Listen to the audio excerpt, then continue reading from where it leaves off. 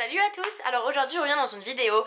Ça fait longtemps que j'ai pas fait de vidéo comme ça où je vous parle. Enfin longtemps, genre 2-3 semaines. Et donc aujourd'hui je reviens dans une vidéo un petit peu pour vous parler de quelque chose qui, encore une fois, est important pour un étudiant d'échange. Et ça fait plein de fois que j'y pense, qu'il faudrait que je le fasse. Et bon, il faut que je le fasse maintenant parce que c'est bientôt fini. Et je me dis, pour les futurs étudiants d'échange, ça sera une bonne vidéo pour savoir. Là encore une fois, ça c'est mon expérience, je parle de mon expérience, de ce que moi j'ai ressenti. Vous pourrez vous le vivrez sûrement différemment. Moi j'ai des copains et des copines qui ont vécu la même chose, ou différent, ou pire, ou mieux, ou voilà. Aujourd'hui je reviens pour parler de la relation que vous aurez en France, c'est-à-dire avec vos parents, avec vos amis, avec votre famille, tout ce que vous voulez. Donc voilà, continuez à regarder si ça vous intéresse. Moi je voudrais commencer cette vidéo par vous dire que pour moi, ma relation avec la France, en étant ici, ça a été très simple. J'ai jamais pleuré, jamais pleuré parce que j'étais ici. J'ai toujours été super heureuse et même si parfois j'avais des coups de bas, je me mettais toujours une petite claque en me disant mais attends, mais tu l'as choisi cocotte, hein, tu vas pas pleurer et voilà, tu fais un rêve, tu vis ton rêve. Et ça peut un petit peu rejoindre ma vidéo que j'avais fait sur le homesick. Donc allez voir dans mes vidéos, ça je crois que ça s'appelle le rêve vs le homesick. Donc si ça vous intéresse, allez le voir.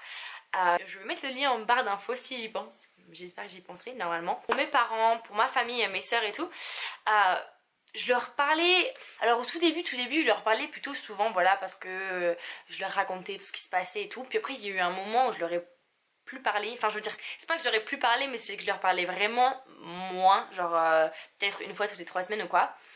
Puis après aux alentours de je veux dire novembre, janvier, je leur ai vachement parlé parce que ça a été mon anniversaire, ça a été l'anniversaire de mes parents, ça a été Noël, ça a été le nouvel an, ça a été l'anniversaire de ma soeur.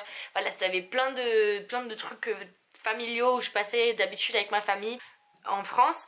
Donc voilà, vu que j'étais ici, genre j'en profitais plus pour leur parler, pour faire des Skype et tout. Puis moi je leur parle en fait par WhatsApp. Ça c'est une application de dingue. Moi personnellement je l'adore. Je viens de me retourner la langue.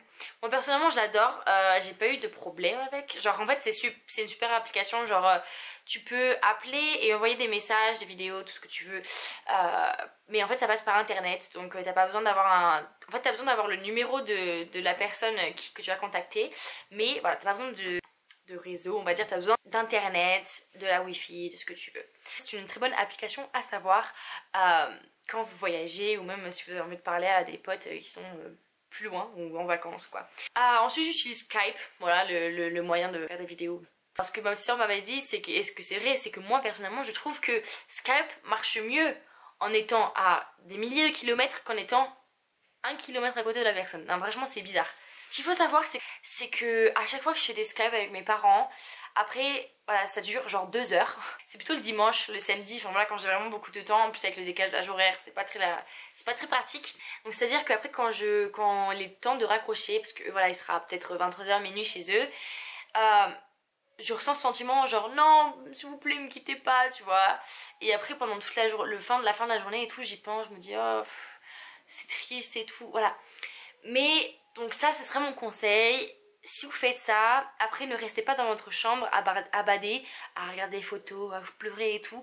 Allez voir votre famille d'accueil et tout, parler. Moi c'est toujours ce que je fais, hein. De toute façon c'est pas que je me force, c'est que je le fais naturellement. Genre je suis toujours en train de parler avec eux et tout, en train de hang out.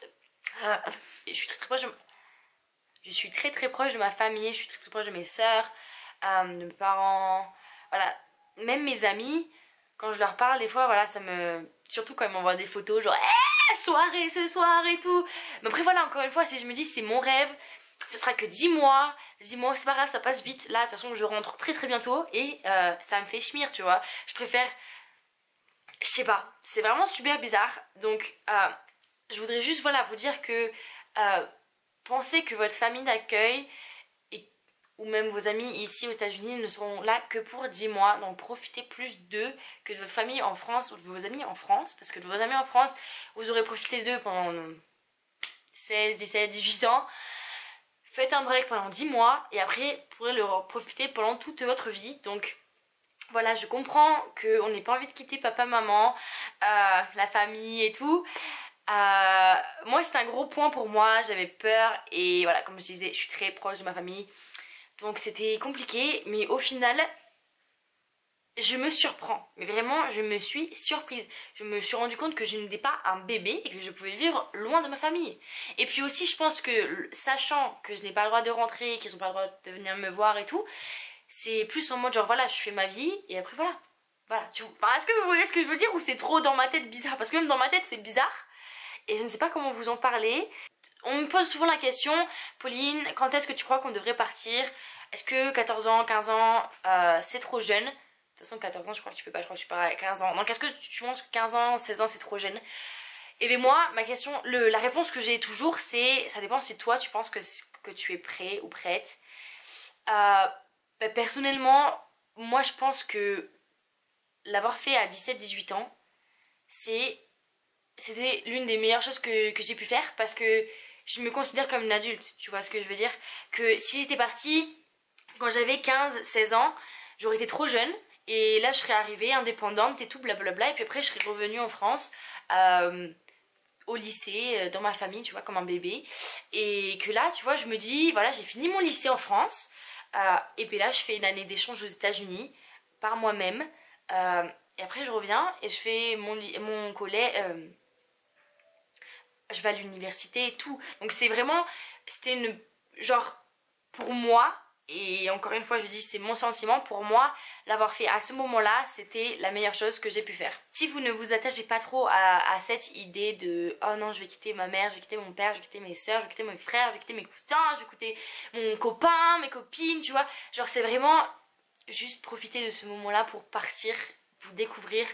Ne parlez pas trop souvent à vos parents et à votre famille, voilà, tout le monde, parce que c'est pas pour rien que l'organisme vous dit essayez de limiter. Donc une fois par semaine et pas une fois par jour, voilà, c'est bien pour faire la différence entre, voilà, laisser partir ta vie française et profiter plus de ta vie américaine. J'espère que cette vidéo vous aura plu, mettez un pouce en l'air.